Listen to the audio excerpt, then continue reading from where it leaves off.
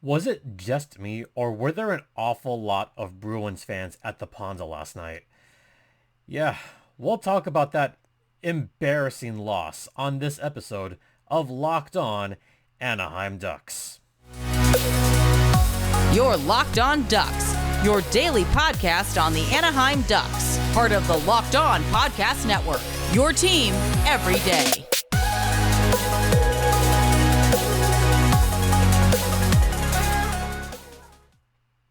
Oi! Welcome to Locked On Anaheim Ducks, part of the Locked On Podcast Network. I'm your host, Jason J.D. Hernandez, covering hockey for over a decade. Thanking you for making this your first podcast of the day. Don't forget, you could follow me on Twitter at StimpyJD. And you could get this podcast pretty much anywhere. It's free and available across all platforms, including Stitcher and Spotify, Apple Podcast and Google Podcast, and also YouTube and Amazon. So check us out on all those platforms. Oh boy. What can I say about that game? Actually, I will say that the Ducks are at least back on Team Tank for what it's worth. Yeah, we'll talk about all that today, and also a little bit of an announcement that I can finally make at the end of this episode. I will make a little bit of announcement at the end of this episode because this one will come out a little bit later on Monday as probably usual. So yeah, stay tuned to the end. Got a bit to say. Okay, 7-1. What more can I say? The Boston Bruins are right now the best team in the National Hockey League, and the Ducks are very much not the best team in the NHL.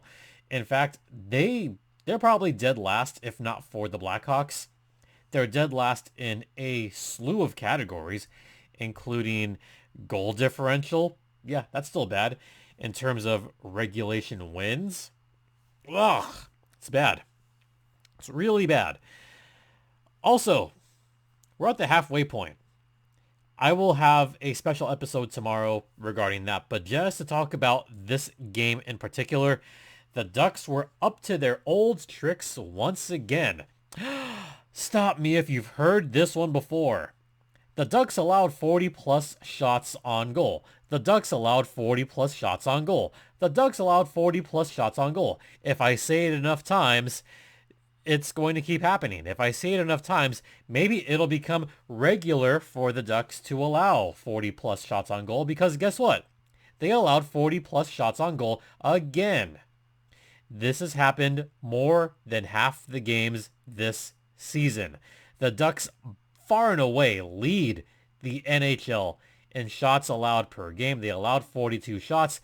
The Bruins scored on 7 of them on John Gibson, who probably I shouldn't say that. I should not say he should not have been playing, because Anthony Stolarz did get the start on the last game against the Sharks.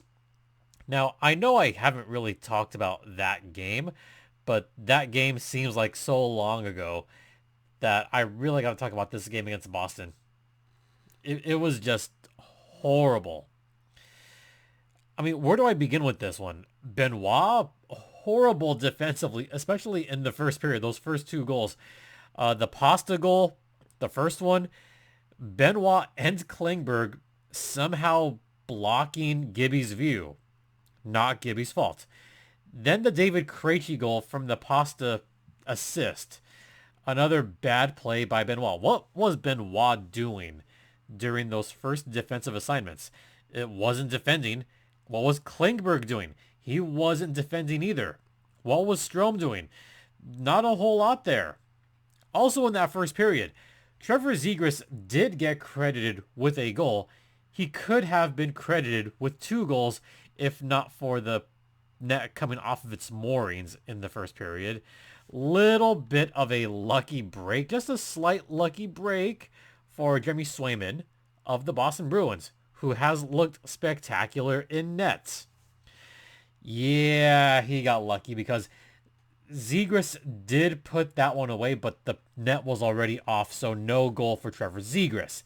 He did respond later in the first period with his 12th of the season on a really just nice one-timer, just bam, slapped it right across the rink.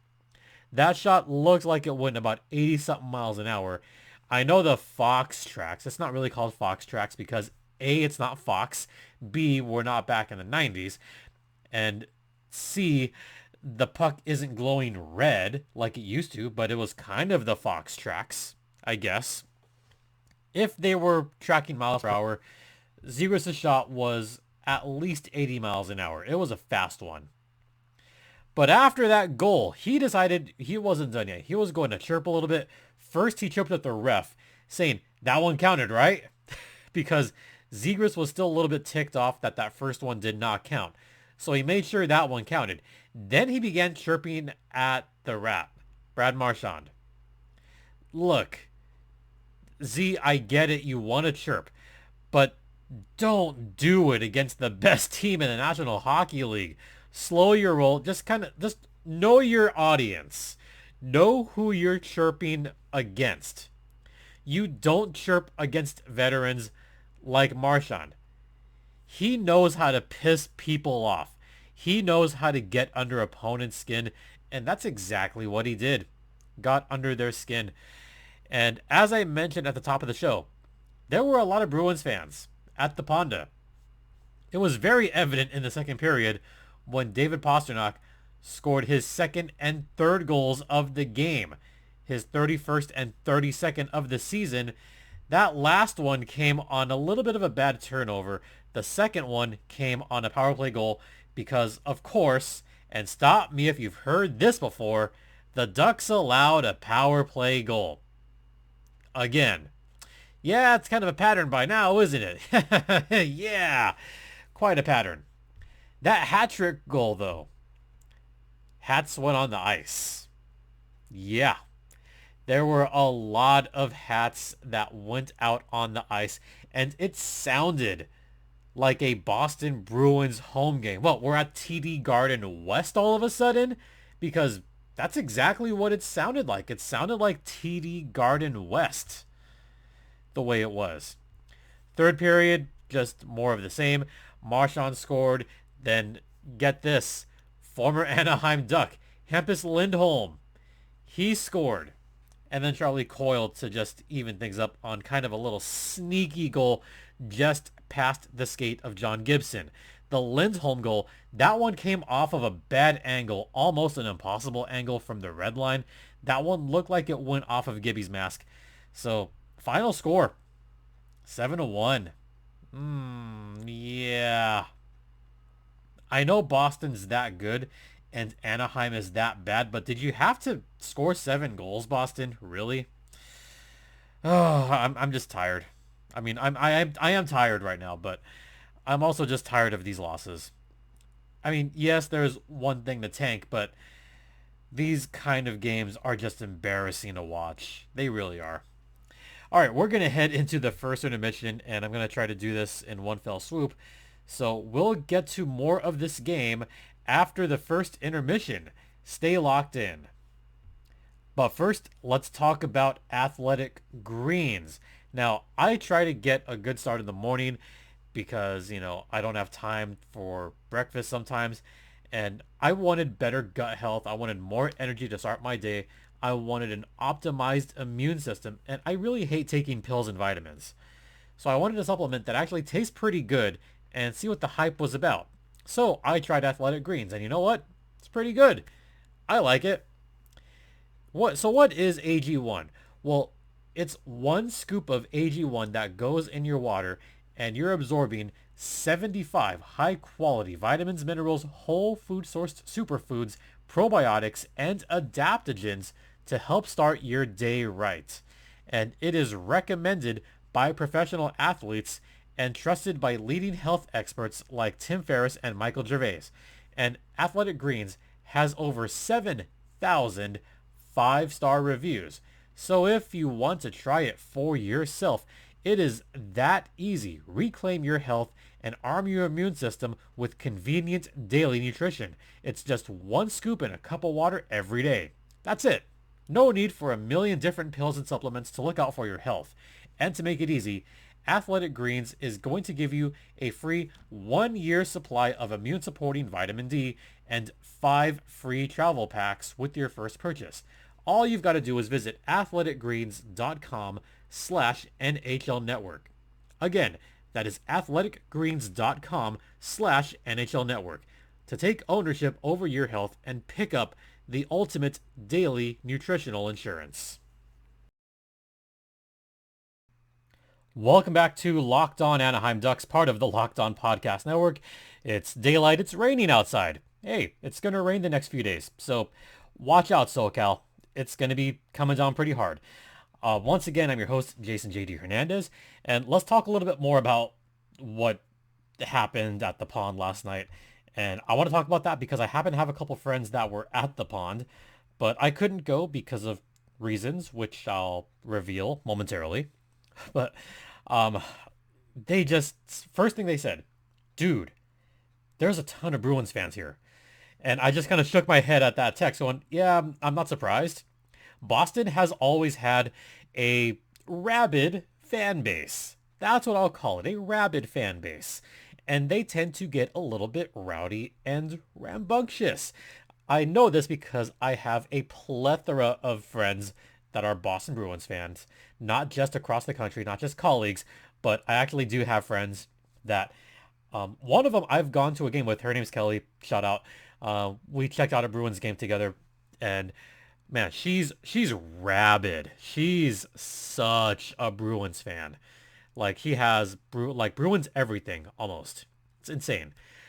And my buddy Chris, who lives out in the East Coast in New Jersey, he's been a Bruins fan since God knows how long, and he loves David Pastrnak. And just getting back to the crowd a little bit, I have to mention this. What were all those hats doing on the ice? I mean, Anaheim Ducks fans, what's going on there? You couldn't get more seats down there? I know the Ducks are terrible. I know you don't necessarily want to see your team right now. I don't necessarily blame you. But at least make a little bit more noise when Zegras scores. At least make some noise. Don't let the Boston fans drown you out. Well, hey, guess what? It's exactly what happened. Boston fans completely drowned them out, including throwing hats. And it wasn't just 1 or 2 hats. It was a lot of hats. A couple of dozen hats went out onto the ice at the Arrowhead Pond of Anaheim. I'm going to call it its old name just because I feel like it. It's because that's how I grew up going to games. It's the Arrowhead Pond of Anaheim. It's not the Honda Center. And all those hats just come flying down. A little part of me, I don't want to say a little part of me died because I'm used to this by now, but man, there was a part of me that just shook my head in disbelief, saying, "Oi, Gewalt, here we go again." Visiting fans cheering much more loudly for their team, throwing all the hats out there, and making the Ducks fans look absolutely awful. It's embarrassing. If I'm going to be real here, it is embarrassing, the volume of Bruins fans that came out. What else was embarrassing was that it was the Bruins fans that went a little bit viral from last night's game, not because they threw hats, not because they were loud, but because during the third period, they actually let out. And I know this was the Bruins fans because some Angels fans would do this, but this was all the Bruins fans chanting, "Yankees suck, Yankees suck, Yankees suck." And you could hear it on both the Anaheim Ducks broadcast and the Boston Bruins broadcast. You could hear it on both broadcasts. This was clear as day. They chanted, "Yankees suck, Yankees suck." Now, I'm a SoCal guy through and through. I'm not a Yankees fan by any stretch of the imagination. I'll say this right now. I'm a Dodgers fan first. And there's a lot of Dodgers Ducks people out there. So if you're a Ducks fan that's also a Dodgers fan, let me know. I know at least some of you that are Dodgers Ducks. I have plenty of friends that are Ducks fans and Dodgers fans. But as a Dodger fan growing up, I was programmed to hate the Yankees because it was always Yankees Dodgers. Now, this was before I was born. I've never seen a Dodgers Yankees World Series, but my mom, she moved here from Mexico, and her team was the Dodgers. She can still recite those teams from the late 70s into 1981. She could recite all the infielders, all the outfielders like that. It's pretty incredible, actually. But, I think that's that way for everyone. Like, everyone always has that one team where they remember everybody on that team. For me, as far as Ducks rosters, it's the 2003 Mighty Ducks roster. I mean, for me, that was, Paul Correa, the GOAT. Yeah, I still call him the GOAT sometimes because that was my guy. But when you have guys like Paul Correa and Peter Sakura and Stanislav Chistov and Steve Ruchin. How could you not love Ruch? How could you not love Matt Cullen? Those were fun teams. How can you not love Jiggy, Jean-Sebastien Giguère, and Frederick Olsen? Remember Frederick Olsen? Yeah, he was a pretty important piece for a little bit. How about Keith Carney? Keith Carney was an extremely important piece, kind of underrated in some circles. And Havlin was an important part of that team as well. Very important part of that team. I cannot stress that enough. And Krog. But you see my point. When you grow up or when you're in an area, there are certain teams that you remember. So that was one of them. Just thought I'd throw that out there just for memory's sake. But seeing all that. Dodger fans, the Dodger fan in me, I'll admit, I would have joined in their chants too. I would have also said Yankees suck. Yankees suck. I would have joined in. I wouldn't be surprised if some Ducks fans joined in as well. So, hey, if you were at the game and you're a Ducks fan, did you join in the cheers? Did you also say Yankees suck? Did you? I'm actually really curious to know if Ducks fans did that as well. All right, we're going to head into the second intermission and just talk a little bit more about what exactly is going on. Yeah, we'll get to that on the other side. But first, let's talk about BetOnline, which is the one place that has you covered and the one place that we trust.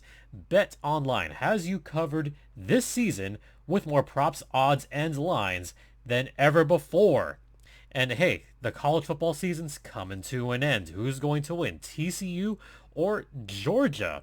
I don't know. I lost my cousin. He's out there today. And there's also the NFL. Hey, the NFL playoffs start next weekend. Who's going to win it all? Certainly not Green Bay. But also the NBA and the NHL coming up to their mid-season all-star breaks. So hey, if you want to check out all the latest lines, head over to betonline.com right now using either your mobile device or your laptop. BetOnline is where the game starts, and BetOnline is the official online sportsbook of the Locked On Podcast Network. And please gamble responsibly.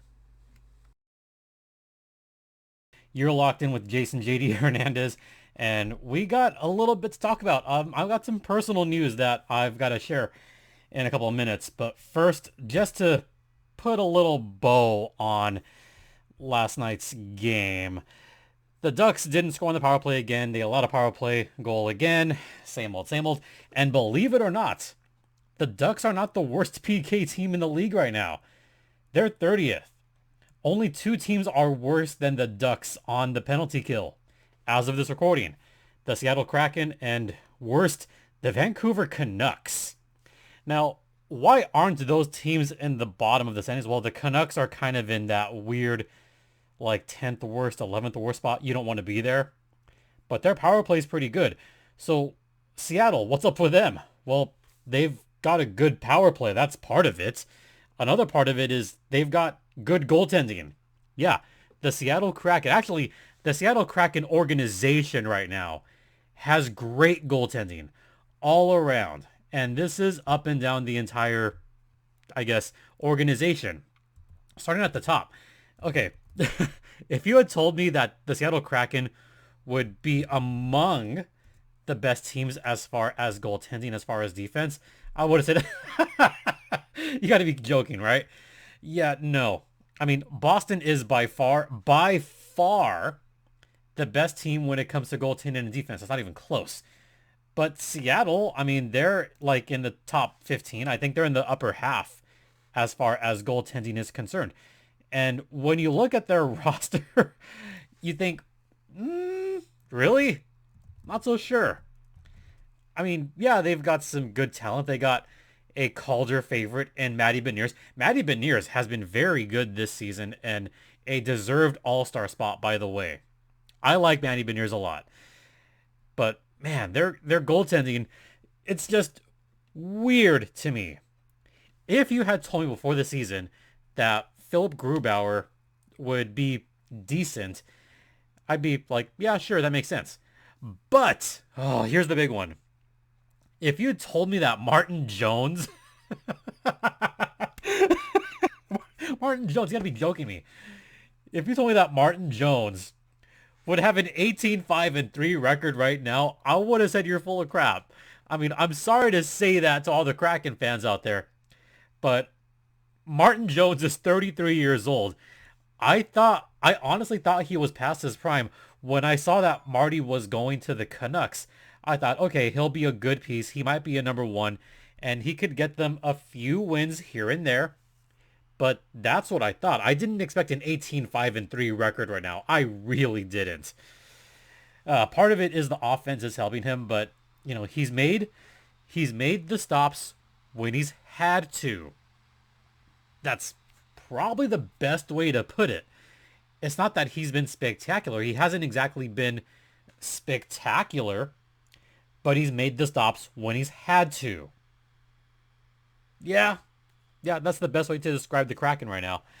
So Grubauer and Martin Jones killing it. And also another goaltender that spent a little bit of time up in Seattle and is currently the number one goaltender for a certain farm team, Joey Daccord. Joey Daccord has looked pretty solid in net for the Coachella Valley Firebirds. And same with Christopher Gibson. Both goalies have looked good as far as that's concerned. So why am I mentioning the Coachella Valley Firebirds right now? How does this all connect together? I mean, you probably noticed there's a flag right there that says Firebirds, its inaugural season.